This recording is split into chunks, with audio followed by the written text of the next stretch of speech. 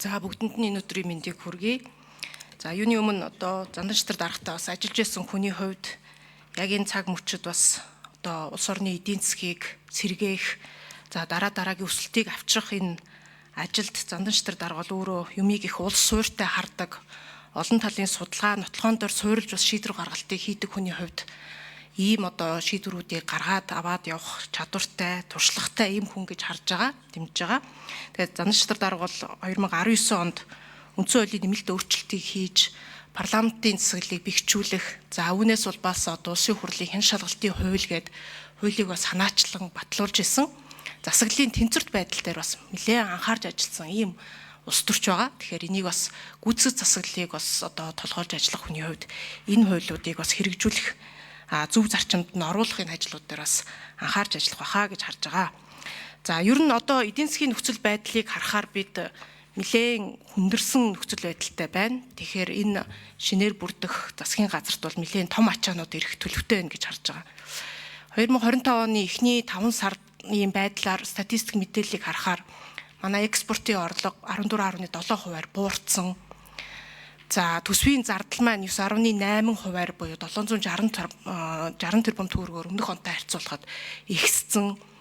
За тэгээд үнийн одоо нүүрсний одоо үнээс болоод 41%-аар одоо экспортын орлого буурахад энэ нүүрсний одоо үн бол нэлээд юм нөлөөлцсөн. За мөн инфляц энэ оны эхний 5 сарын байдлаар 8.3%-тай байна гэсэн ийм үзүүлэлтүүд байна.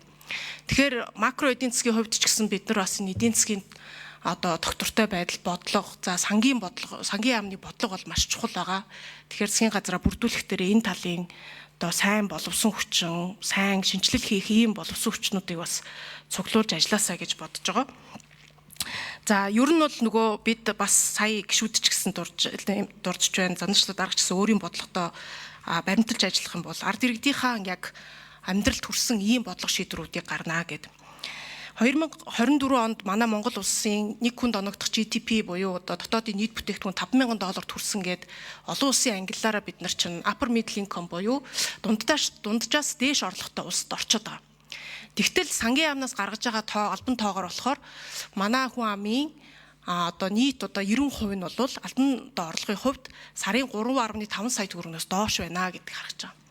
Эндээс юу харж ийн гэхээр бид нар ерөөсөө баялагын тийш хуваарлалт байхгүй байна. За энэ эдийн засгийн өсөлт бол ерөөсөө нийт арга дэргэдэд бас сайн очихгүй байна гэсэн дүн гарч байгаа. Тэгээ ер нь эдийн засгийн хамгийн шудраг үзүүлэлт бол иргэн баяраагийн төрөвчл байх ёстой.